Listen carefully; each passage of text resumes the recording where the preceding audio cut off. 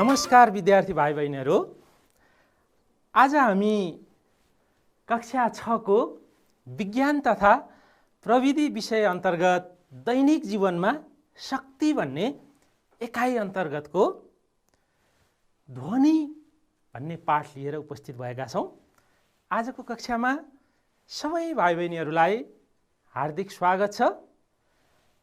विद्यार्थी नानी बाबुहरू, योभन्दा अगाडि हामीहरूले चाहिँ ताप शक्ति लगायत अन्य शक्तिका विभिन्न रूपहरूको बारेमा छलफल गरिसकेका छौं र शक्तिको अर्को रूप ध्वनिको बारेमा आज हामी चर्चा गर्न गइरहेका छौं।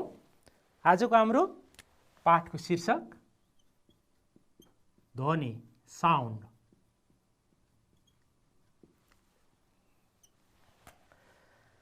आज हामी विद्यार्थी भाइ बहिनीहरू ध्वनि कसरी उत्पन्न हुन्छ एउटा प्रयोग पनि हेर्नेछौँ, प्रदर्शन पनि गर्नेछौँ। त्यसपछि ध्वनिलाई हामीहरूले शक्तिको स्रोत भनेर भन्यौं, ध्वनिमा शक्ति छ भनेर भन्यौं, शक्तिको एउटा रूप हो भनेर हामी त्यसलाई चाहिँ प्रमाणित गर्नेछौँ। ध्वनिले कसरी कार्य गर्छ, ध्वनिमा कस्तो शक्ति छ त्यसको बारेमा, अनि ध्वनि प्रसारण, जस्तै हामी बोल्छौँ, हामीहरूले बोलेको अरू जनाले सुन्नुहुन्छ, अरूको कानमा पुग्छ, त्यो तरङ्ग भएर प्रसारण हुन्छ। त्यो तरङ्ग भनेको के हो, अनि ध्वनि कसरी चाहिँ एक ठाउँबाट अर्को ठाउँमा प्रसारण हुन्छ, त्यसको बारेमा छलफल गर्न गइरहेका छौँ। सुरु गरौँ भाइ बहिनीहरू। ध्वनिको उत्पत्ति कसरी हुन्छ त, कसरी साउन्ड प्रड्युस हुन्छ। हामीहरूले विभिन्न किसिमका ध्वनिहरू सुनेका छौँ। प्राकृतिक ध्वनिहरू छन्, हावा बहेको सुनेका छौँ, पात हल्लिएपछि आवाज आउँछ, ध्वनि निस्कन्छ। सबै जनावरहरूले चाहिँ ध्वनि निकाल्छन्, हो। अनि हामी विभिन्न किसिमका बाजा गाजाहरू, म्युजिकल इन्स्ट्रुमेन्टहरूबाट ध्वनि निस्कन्छ। के भएर निस्कन्छ त ध्वनि? जस्तै यहाँनिर मैले हेर्नुहोस् त एउटा चाहिँ सिटी देखाएको छु। यसलाई हामीहरूले फुक्यौँ भनेदेखि यसबाट ध्वनि निस्कन्छ। के हुन्छ त्यहाँनिर, के भएर निस्कन्छ ध्वनि? त्यस्तै म यहाँनिर अर्को एउटा, यसलाई हामी ट्युनिङ फोर्क भनेर भन्छौँ भाइ बहिनीहरू। ट्युनिङ फोर्क, साउन्ड कसरी निस्कन्छ, ध्वनि निस्कन्छ, कम्पन कसरी हुन्छ भन्ने बारेमा यसको प्रयोग गरिन्छ। सम्झनु होला, ट्युनिङ फोर्क। म यहाँ भाइ बहिनीहरूलाई देखाउँछु पनि, मैले लिएर आएको छु। यो चाहिँ ट्युनिङ फोर्क हो, चित्रमा जस्तै छ है, हो। अब यो ट्युनिङ फोर्कलाई हामीहरूले कम्पन गरायौँ, यसलाई चाहिँ भाइब्रेट गरायौँ भनेदेखि यसबाट ध्वनि निस्कन्छ। हरेक वस्तु जब कम्पन हुन्छ, भाइब्रेसन हुन्छ नि, यो सिट्टीमा हेर्नुहोस् त, हामीहरूले फुकेपछि त्यहाँभित्र एउटा सानो चाहिँ डल्लो दाना राखिएको हुन्छ, त्यो मजाले चाहिँ घुम्छ, भाइब्रेसन हुन्छ, अनि साउन्ड निस्कन्छ, होइन? ल, त्यसो भए अब हामीहरूले चाहिँ हरेक वस्तु कम्पन भएपछि, जस्तो हामीहरूले चाहिँ बोल्दाखेरि यहाँनिर घाँटीमा हात राखेर हेर्नुहोस् त, घाँटीमा चाहिँ कम्पन भइरहेको छ, त्यो कम्पनबाट ध्वनि निस्कन्छ। अब पहिलो कुरा, त्यसो भए वस्तु जब भाइब्रेट हुन्छ, कम्पन हुन्छ, त्यसबाट चाहिँ ध्वनि उत्पन्न हुन्छ। कसरी हुँदो रहेछ त, एउटा प्रयोग गरेर हेरौँ है त भाइ बहिनीहरू। जस्तै मैले यहाँ चित्रमा जस्तै एउटा चाहिँ ज्योमेट्री बक्स, यो भाइ बहिनीहरूले आफै पनि गर्न सक्नुहुन्छ। ज्योमेट्री बक्स ल्याएको छु, अनि यसमा चाहिँ रबर ब्यान्डले, यहाँ 2-3वटा रबर ब्यान्ड छन्, पेन्सिलले मैले यहाँ अड्याएको छु, हेर्नुहोस् त है। ल, पेन्सिल। अब यसलाई चाहिँ कम्पन भएको छ, हो। रबर ब्यान्डमा जब कम्पन हुन्छ, सुन्नुहोस् त, कम्पन भइसके पछाडि यसमा चाहिँ साउन्ड निस्कन्छ। हरेक वस्तु यसरी चाहिँ कम्पन भइसके पछाडि साउन्ड प्रोड्युस हुन्छ। हरेक वस्तुमा त्यसका मसिना चाहिँ कणहरू मिलेर बनेको हुन्छ। ती कणहरूमा कम्पन आइसके पछाडि ध्वनि चाहिँ उत्पन्न हुन्छ। अब विद्यार्थी भाइ बहिनीहरू, अघि मैले यो ट्युनिङ फोर्क यसमा कम्पन भएपछि ध्वनि उत्पन्न हुन्छ भनेको थिएँ। जस्तै मैले यसलाई चाहिँ कर्कमा आने, यहाँनिर कम्पन भएको छ। हामीहरूले देखेका त छैनौँ हैन? कम्पन भएको देखिएको छ? कम्पन त भएको छ, हल्का कम्पन देखिएको छ। यसबाट आवाज निस्किएको छ कि छैन? अब त्यो हेर्नको लागि यसलाई चाहिँ हामी एउटा बोतल, पानी भएको बोतलको मुखमा राख्दा यसबाट चाहिँ त्यो बोतलभित्र आवाज गएर अनि त्यो आवाज फेरि फर्किएर आवाज आएको सुन्न सक्छौँ। ल हेरौँ है त। ल यहाँ हेर्नुहोस् है। ल फेरि हेर्नुहोस् है त, ध्यान दिएर सुन्नु होला।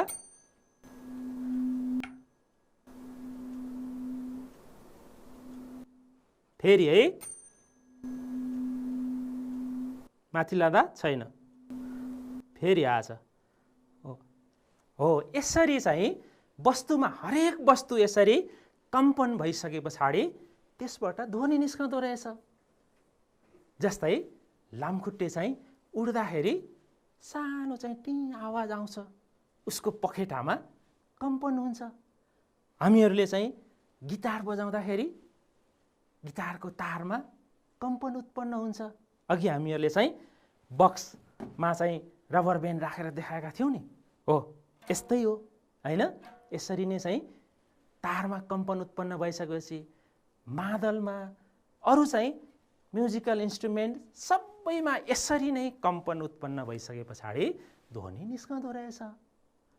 हो अब आजको हाम्रो पहिलो चाहिँ कन्सेप्ट भाइ बहिनीहरूले हरेक वस्तुमा जब कम्पन हुन्छ त्यसपछि चाहिँ ध्वनि उत्पन्न हुन्छ भनेर बुझ्न पर्यो।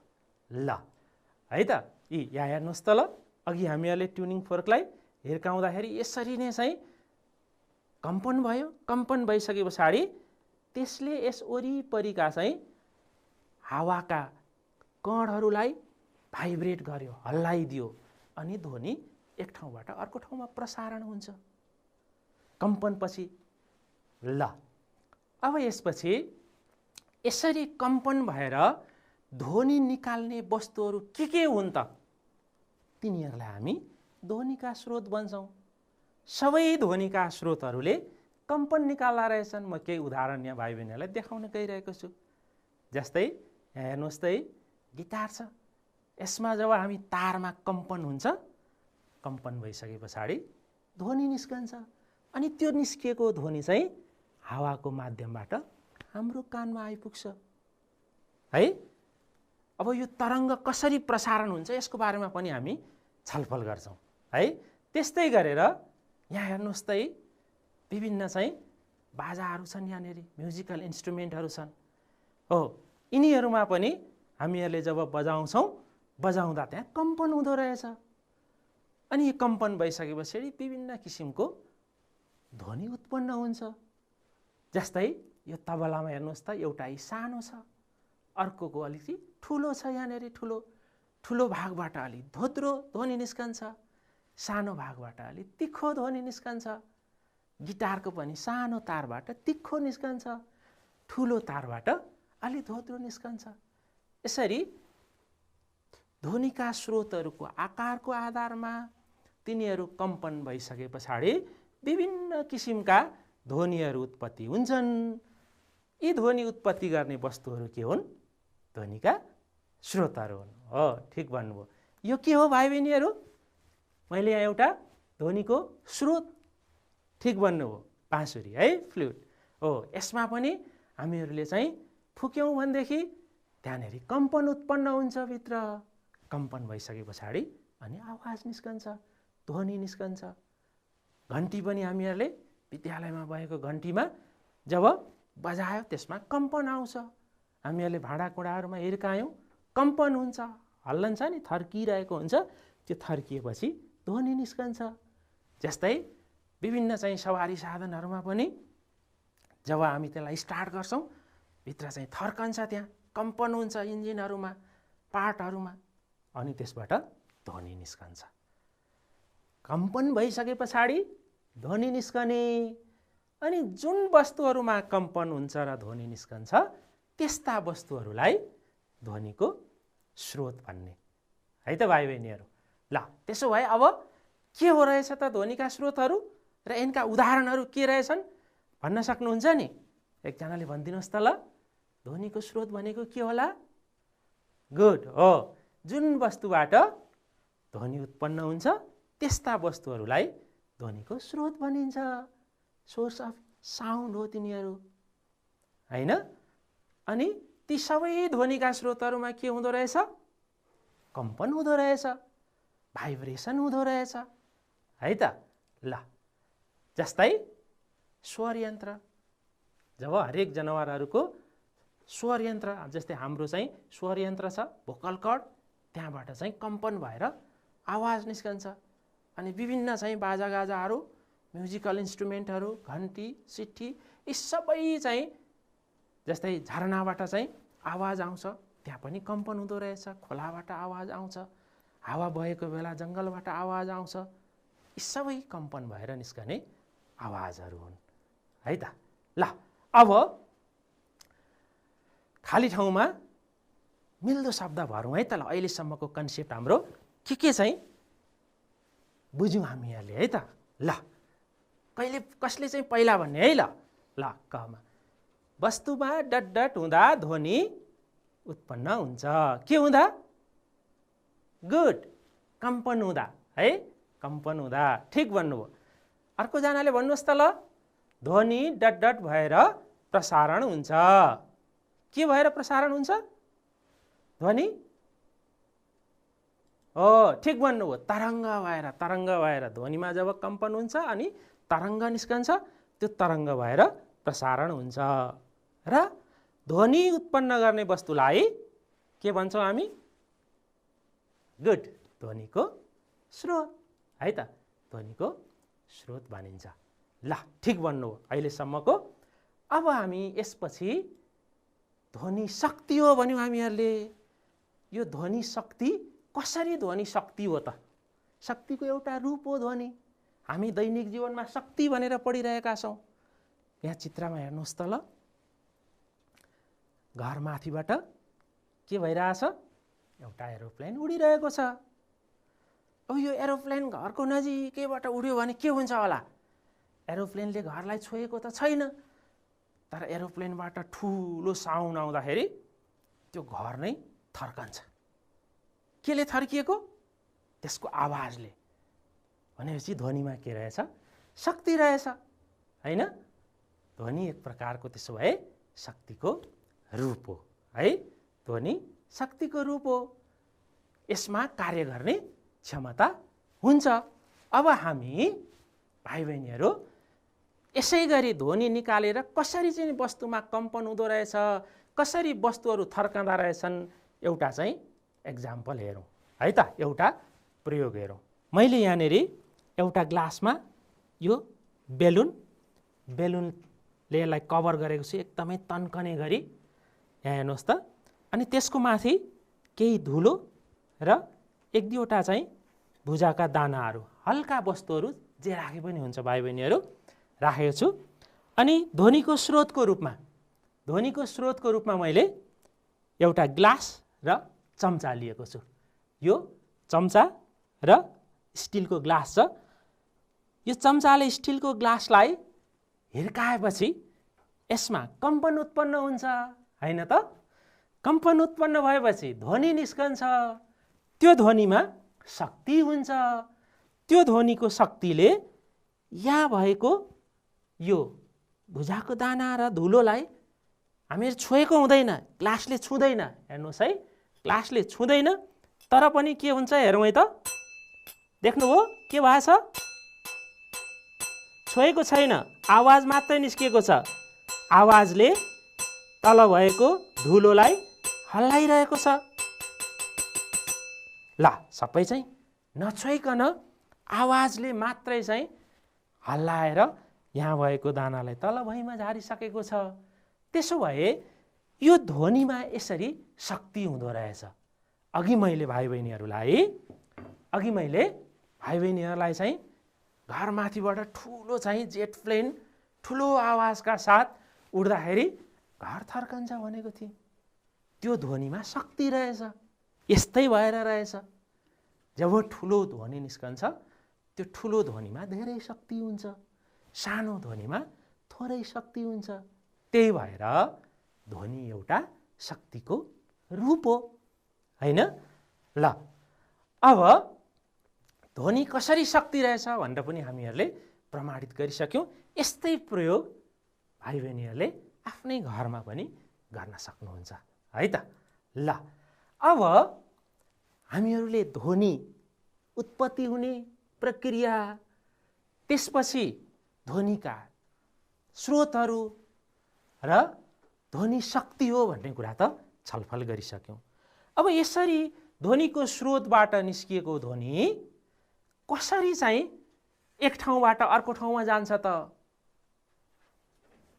हावाको माध्यमबाट, तरल वस्तुहरूको माध्यमबाट, ठोसको माध्यमबाट ध्वनि एक ठाउँबाट अर्को ठाउँमा सरेर जान्छ। जस्तै आकाशमा चाहिँ बिजुली चम्कँदा ध्वनि निस्कन्छ, हामी यहाँ सुन्छौँ। त्यहाँबाट यहाँसम्म हावाको माध्यमबाट आउँछ। पानीभित्र केही विस्फोट गरायौँ भने हामी सुन्छौँ पानीको माध्यमबाट, हैन? अनि तारको माध्यमबाट, ठोस वस्तुको माध्यमबाट पनि ध्वनि प्रसारण हुन्छ। तर केही पनि नभएको, ठोस तरल ग्यास केही नभएको शून्यमा भने भ्याकुम भन्छौँ त्यस्तो ठाउँलाई, ध्वनि प्रसारण हुँदैन।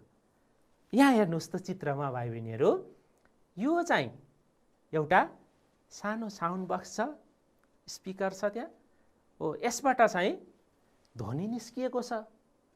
अनि यो बीचमा यो हामी हावाका कणहरू त हामी देख्दैनौँ। यी हावाका कणहरूमा कम्पन भइसके पछाडि त्यो ध्वनि सर्दै सर्दै सर्दै सर्दै यसरी हाम्रो कानसम्म आइपुग्छ। यसरी ध्वनि चाहिँ प्रसारण हुन्छ। त्यो ध्वनिमा भएको शक्तिले, ध्वनिमा शक्ति रहेछ, त्यो शक्तिले हाम्रो ध्वनि जहाँबाट निस्कन्छ त्यसमा अगाडि रहेको हावालाई प्रेस गर्दो रहेछ, ठेल्दो रहेछ, अगाडि जाँदो रहेछ, अनि फेरि पछाडि आउँदो रहेछ। अगाडि पछाडि अगाडि पछाडि यी कणहरू यो चित्रमा देखाए जस्तै यसरी चाहिँ ध्वनि सर्दै सर्दै अगाडि बढ्दो रहेछ।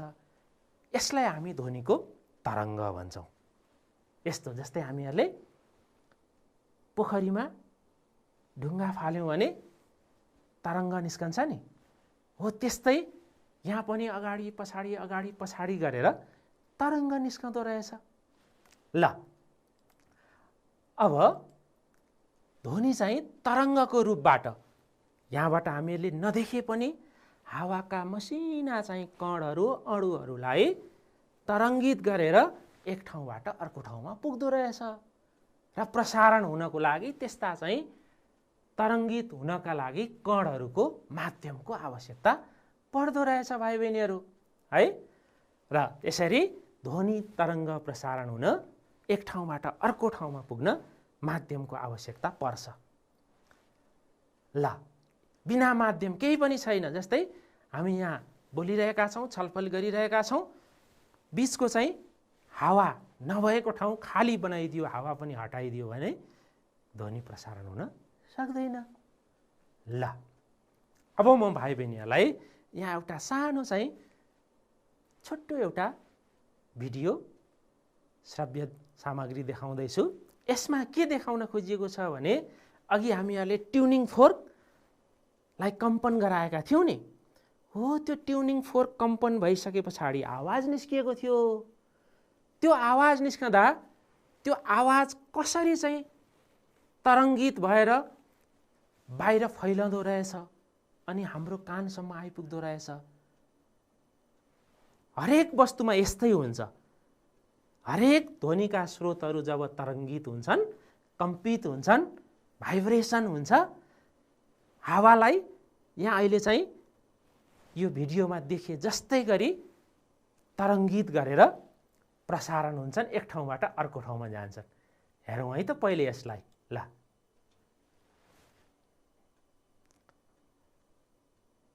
यहाँनेरि ट्युनिङ फोर्क कम्पित भइरहेको छ। त्यो कम्पन हुँदाखेरि यसले यसको वरिपरि भएका हावाका कणहरूलाई ठेलिरहेको छ अनि हावाका कणहरू अगाडि जाने अनि फेरि फर्किएर पछाडि नै आउने। हेर्नुहोस् त ल ध्यान दिएर, अगाडि जाने अनि पछाडि आउने। हेर्नुहोस् त ल यहाँ मसिना कणहरू हावाले त्यो कम्पनले अगाडि ठेल्ने अनि अलि अगाडि गएपछि फेरि पछाडि आउने, अगाडि पछाडि अगाडि पछाडि गरेर चाहिँ ध्वनि एक ठाउँबाट अर्को ठाउँमा। यसमा हेर्नुहोस् त यी सानो कणहरू ध्वनिका हावाका कणहरू, हामीहरूले नदेखिने हावाका कणहरू अगाडि पछाडि हुने रहेछ। जस्तै यहाँ हेर्नुहोस् त ल यो ध्वनिको स्रोत भयो, यसबाट ध्वनि निस्कियो। अब यहाँनेरि कणहरू छन्, यो कणलाई अगाडि पुग्ने अनि फेरि फर्किएर पछाडि आउने। ल एकचोटि अगाडि जाने अनि फेरि फर्किएर पछाडि नै आउने, अगाडि पछाडि। यसरी अगाडि पछाडि गर्दा कुनै ठाउँमा चाहिँ कणहरू खादिएर बस्ने, कुनै ठाउँ चाहिँ के हुने, पातलो हुने, खादिने पातलिने, फेरि कणहरू खादिने पातलिने। यो ढङ्गबाट ध्वनि एक ठाउँबाट अर्को ठाउँमा प्रसारण हुन्छ हावामा। ल यसरी नै हरेक वस्तुमा मैले यहाँ ट्युनिङ फोर्कको देखाएँ हैन। यसरी नै ध्वनिहरू हावाबाट हरेक स्रोतबाट निस्केका ध्वनिहरू अर्को ठाउँमा पुग्छन्, तरङ्गहरू निस्किएर। यसलाई हामी ध्वनिको प्रसारण भन्छौँ। ल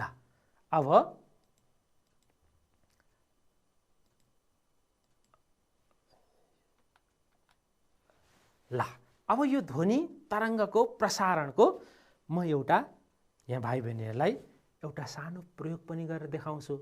यहाँ चित्रमा हेर्नुहोस् त, यो एउटा स्प्रिङ छ, मैले पनि लिएर आएको छु स्प्रिङ है। यो स्प्रिङ, यसलाई हामी स्लिङ्की पनि भन्छौँ, स्लिङ्की हो। अब यो स्प्रिङमा शक्ति कसरी चाहिँ प्रवाह हुन्छ, तरङ्गले चाहिँ शक्ति प्रवाह गराउने हो, शक्ति एक ठाउँबाट अर्को ठाउँमा सरेर जाने हो। यसको उदाहरण यसबाट म देखाउँछु। यहाँ यो स्लिङ्कीको प्रयोग गरेर यो हेरौँ है त एकचोटि। अघि हामीहरूले चाहिँ ट्युनिङ फोर्कबाट निस्किएको ध्वनि तरङ्ग भएर त्यो शक्ति चाहिँ अर्को ठाउँसम्म प्रसारण भएको थियो, त्यसलाई हामीहरूले ध्वनि तरङ्गको प्रसारण भनेका थियौँ। अब त्यसको चाहिँ प्रक्रिया कस्तो हुँदो रहेछ, एउटा उदाहरण यसमा यो हेरौँ है त भाइ बहिनीहरू। ल भाइ बहिनीहरू, यहाँ मैले यो स्प्रिङलाई थोरै तन्काएर यहाँ टेबलमाथि राखेको छु। अब मैले यहाँनिर चाहिँ एक ठाउँबाट बल लगाएँ, शक्ति दिएँ भने त्यो शक्ति चाहिँ स्प्रिङमा कसरी अर्को छेउसम्म पुग्छ, यसरी नै ध्वनि चाहिँ एक ठाउँबाट अर्को ठाउँमा जाने हो। त्यसको म यहाँनिर प्रयोग देखाउन गइरहेको छु। हेर्नुहोस् त ल, मैले चाहिँ यताबाट ल यहाँ हेर्नुहोस् है, स्प्रिङमा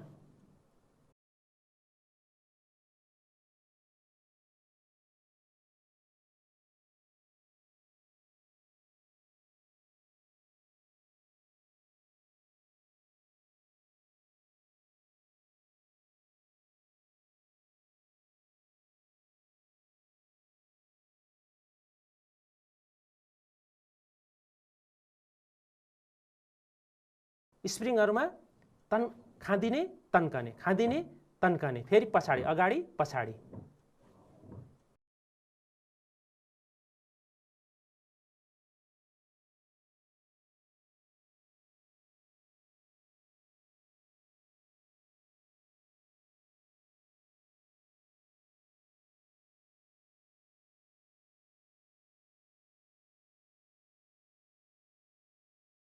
यसरी नै यो स्प्रिङमा जसरी मैले एउटा हातले दिएको चाहिँ शक्ति अर्को छेउसम्म स्प्रिङबाट पुग्यो, ध्वनि पनि हावाका कणहरूलाई यसरी नै ठेल्दै अगाडि बढ्दो रहेछ। हो, यसलाई हामी ध्वनिको तरङ्ग यस्तै गरेर यहाँ हेर्नुहोस् त है, अगाडि हो,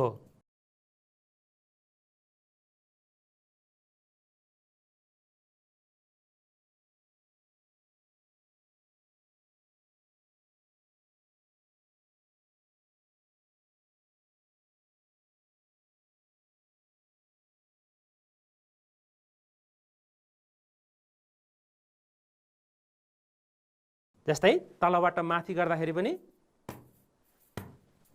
हो।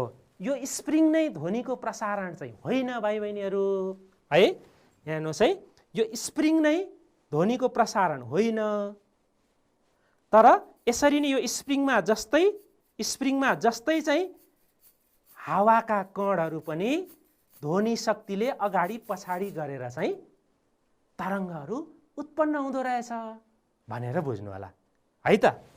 जसरी यो स्प्रिङलाई तन्काएर छोड्दाखेरि त्यो स्प्रिङ अगाडि पछाडि गर्छ, त्यसरी नै यहाँनेर यो ध्वनि स्रोतबाट निस्किएको ध्वनिको शक्तिले यहाँ भएका कणहरूलाई अगाडि पछाडि गराएर ध्वनि एक ठाउँबाट अर्को ठाउँमा पुग्दो रहेछ।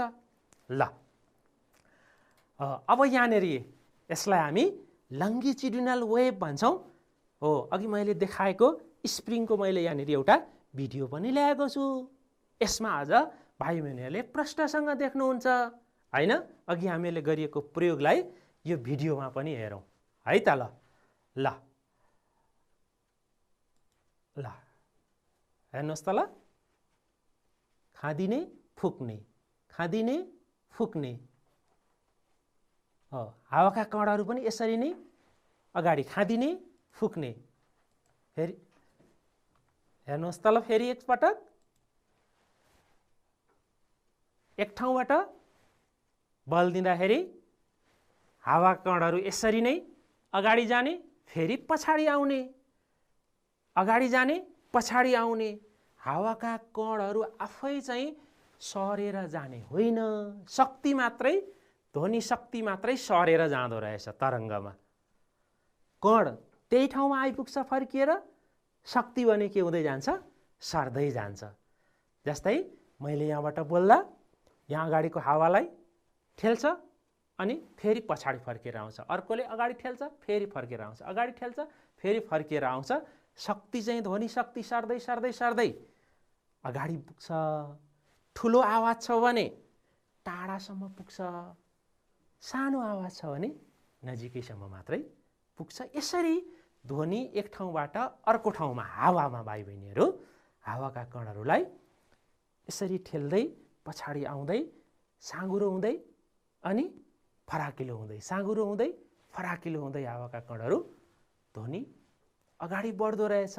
यस्तो तरङ्गलाई हामीहरू लङ्गिट्युडिनल तरङ्ग भन्छौँ। ल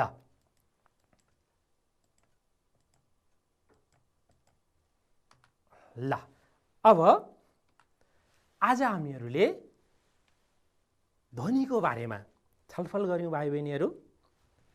ध्वनि के हो, कसरी उत्पन्न हुन्छ, ध्वनि कसरी शक्तिको स्रोत हो, अनि ध्वनि तरङ्ग भनेको के हो, कस्तो प्रकारको हुन्छ, अनि त्यो तरङ्ग भएर ध्वनि एक ठाउँबाट अर्को ठाउँमा कसरी पुग्छ भनेर आज हामीहरूले छलफल गर्यौँ। र आजको छलफलको निष्कर्ष चाहिँ भाइ बहिनीहरू म यहाँ व्हाइट बोर्डमा देखाउँछु। आज हामीहरूले छलफल गरेको विषयवस्तु ध्वनि। ल हेर्नुहोस् त, आज हामीहरूले ध्वनिका मुख्य 4वटा विशेषताहरूको बारेमा छलफल गर्यौँ। ल भन्नुहोस् त भाइ बहिनीहरू, सुरुमा हामीहरूले ध्वनि कसरी उत्पन्न हुन्छ भनेर भनेका थियौँ, प्रयोग पनि गरेका थियौँ। गुड हो, ध्वनि वस्तुमा कम्पन भएर उत्पन्न हुन्छ हो। ध्वनिमा आज हामीहरूले हरेक वस्तु जसबाट ध्वनि निस्कन्छ ती वस्तुहरूमा कम्पन हुन्छ र ध्वनि उत्पन्न हुन्छ।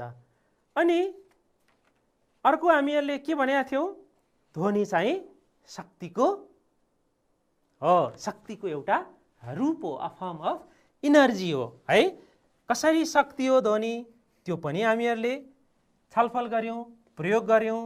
ध्वनि निकालेर त्यसले चाहिँ कम्पन गराएको अरू वस्तुहरूलाई, चालमा ल्याएको अरू वस्तुहरूलाई कार्य गरेको ध्वनिले हेऱ्यौँ। त्यसै गरेर अर्को हामीहरूले ध्वनि कसरी प्रसारण हुँदो रहेछ एक ठाउँबाट अर्को ठाउँमा त्यो पनि छलफल गऱ्यौँ। ध्वनि एक ठाउँबाट अर्को ठाउँमा तरङ्ग भएर प्रसारण हुँदो रहेछ, त्यसको चाहिँ उदाहरण हेऱ्यौँ हामीहरूले।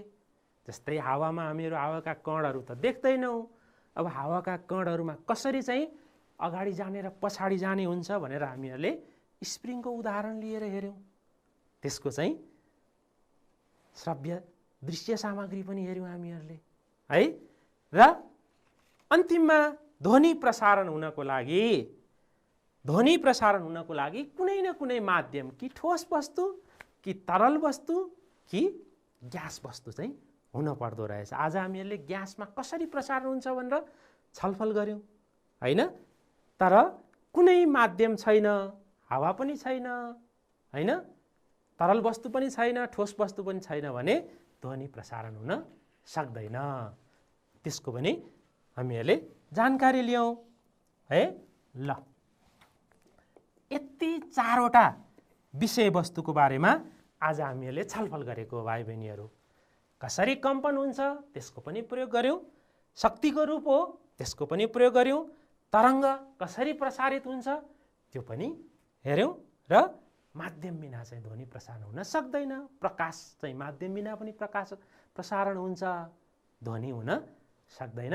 हस् त, आजका छलफलमा एकदमै सक्रियताका साथ, उत्सुकताका साथ ध्यान दिएर सहभागी हुनुभयो, धेरै धेरै धन्यवाद। फेरि यस्तै अर्को विषयवस्तु लिएर उपस्थित हुनेछौँ। नमस्कार।